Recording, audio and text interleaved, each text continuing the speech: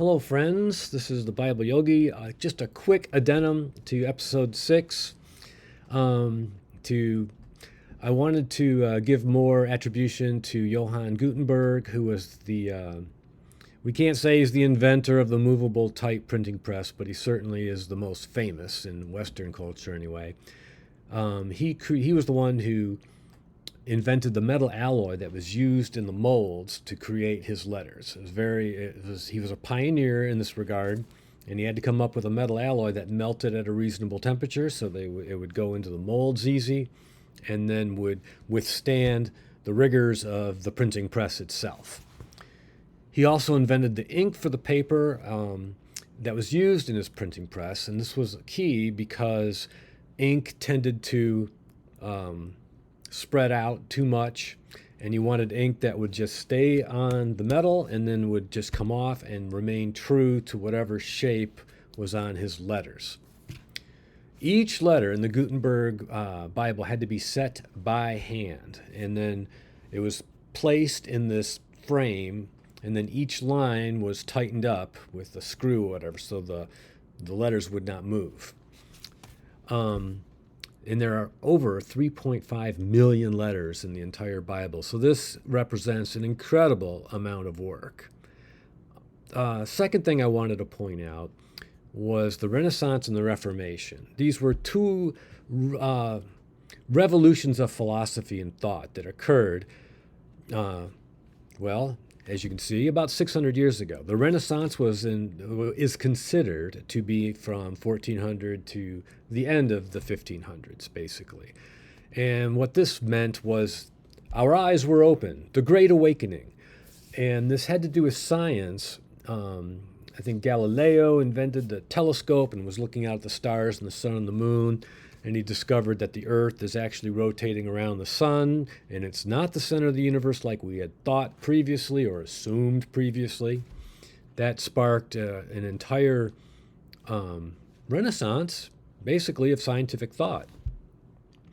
The second thing is the Reformation. This had specifically to do with the creation of the Protestant church that Martin Luther began with his 95 thesis paper, where he had 95 areas of concern with the Catholic interpretation of the Bible. And as you can see, the year 1517, it follows Johann Gutenberg's printing of the Bible. So now, Martin Luther was a monk, he had access to it, but certainly once the Bible started getting printed, everybody had access to it.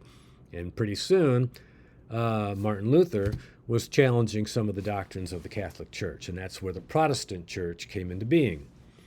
Hence the Reformation. They reformed the Catholic Church. Next, I wanted to show you a picture of the Gutenberg Bible. As you can see, it's very beautiful. The words are in Latin. The black letters are the ones that were created with the printing press.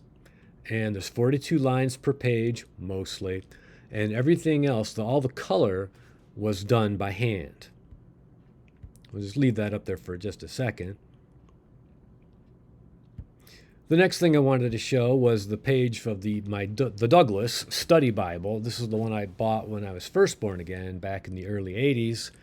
And as you can see, I read it quite a few times. I just wanted to show more clearly the right-hand column with all those scripture references there. And of course, I highlighted this thing like crazy because I read it a ton. Next, I wanted to go through some of the pages from that 130-year-old Bible that's in our family. This is the first page. When you open it up, you go boom, and here's the pictorial Bible. And as you can see, it's quite a beautiful picture. And this Bible has dozens of these things in it. In the middle of the Bible was a bunch of pages for marriages and births and deaths. And I chose to show the birth page as it was the most filled out. And you can see these dates are from 1831, 1836. So it's kind of cool, 1845. And this was the Bible of my wife's great-grandmother. On her, it goes her mother, her mother's dad, and then her dad's parents. That's their family Bible. Here you can see just how tiny that print is, and I put a little bit of my notebook in this picture intentionally just so you could see how aged all the pages are and how they're just slowly getting burnt and slowly falling apart after time. These pages now, they rip really easy, so I didn't want to go crazy flipping through all the pages for you. But I thought that was certainly interesting enough to show you. And here is a print from that book, and you can see how much detail they put into these drawings. I mean, it's really incredible. And that's really all I had. I just wanted to show you better pictures of the Bibles and get a little bit of clarification on Johann Gutenberg and who he was, and the Reformation and the Renaissance and what they were all about. Till next time, everybody, you guys take care.